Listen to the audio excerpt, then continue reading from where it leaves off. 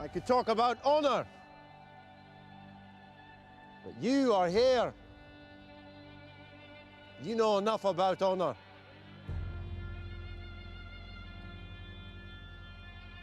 I know you all as men. But today we are beasts.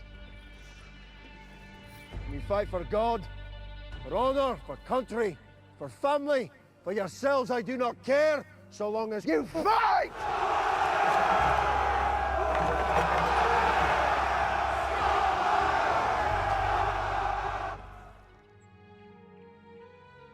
Manor Lords is like Banished and Total War met at a dimly lit dive bar and had a sloppy one-night stand together. My friends and I are so excited for the future of this game. I don't even like RTS games like that. I tend to get overwhelmed easily with my goopy gamer goblin brain with weird UI systems and mechanics, but for Manor Lords, I had to trial and error my first 4 saves while being wiped out by raiders and starving to death. The biggest obstacle I had with this game early on was the idea of requirements and logistics. Proper roadworks and job delegations are essential to make it past your early game difficulties like food and raiders. Buying and using mercenaries to handle the raiders and take a majority of the casualties early on are great strategies for the game. However, mercenaries can cost a pretty penny at times. Variety of units seems to still be worked on in the early access. However, after a month, we already have 2 updates fixing some bugs and modifying mechanics. Greg is on that shit, and God bless him for getting right to it. This game's foundation is so promising that even before any updates, my friends and I spent almost a week straight after work playing this game. Live streaming our exploits over Discord, working through the game's systems together, genociding our towns unintentionally until one of us figured out how to survive past the hunger pains and keeping the population at a manageable number. The graphics quality for me is already an 8.5 out of 10, especially with the dynamic shadows with the day and night cycle. With either eagle-eye perspective or third-person Lord POV, the foliage looks amazing. The attention to detail with buildings and workspaces are freaking awesome. Even learning how the villager AI performs feels rewarding, along with the progression and pacing of the game. By year 10, I'm either a warlord with enough money to make armaments and take on the world, or a max level town starving to death, hemorrhaging money for food to fight starvation. The initial foundation for the combat system seems easy to learn and hard to master, with different stances and unit preferences for what they can face. However, it does feel like just a numbers game with the early access right now. Armor and weapon management can boost your unit's longevity and effectiveness, which is nice. Another nice touch, I think, is when you rally your militia, the food surplus is effective, because the militia will take supplies for the logistics.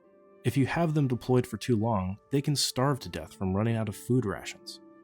Although one concern I do have is the ability to retain armor and weapons post-battle.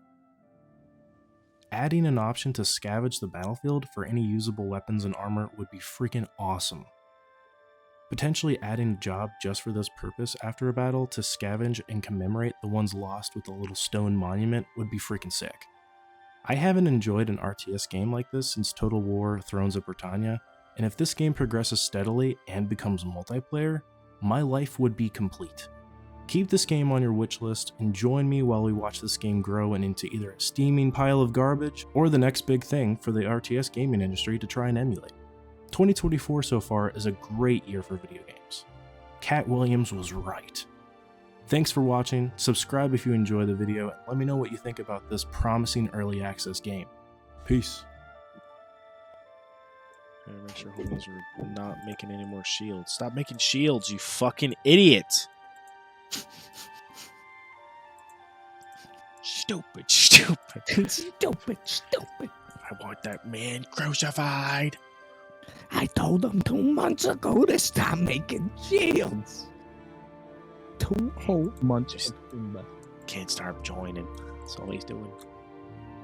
Can't stop, won't stop joining. Why are 79 people starving to death? See, I don't understand. I just harvested wheat. I see it. I see the wheat. I don't understand. Really? Wait, what? What are these lower plebeians? No, they're in your manor. That's what I was Oh. just saying. I hope they fix it because I only have 2 level 2 families and they're fucking plebes. And they live in the coolest house in town. Yeah, it's kind of mid. You know, my favorite part of Total War is building my economy, to be honest. I do love the battles, but like this game is so up my alley. I fucking love building my tax base. Yeah, yeah. One of my favorite things I really like is just the Banished vibe I get. I really Yeah. enjoyed Banished, and it really led nowhere. And I didn't have like any sense of progression. Yeah, dude, Banished, after you hit like 100 people, you're like, all right, there's nothing more to do. Survive There's- weather events at that point. I mean, No, the thing to do is to like, once you have 100 people, getting to 500 people is very fast because there's so many people breeding. So all of a sudden it's like, food. That's the game. I got up to like 300 something.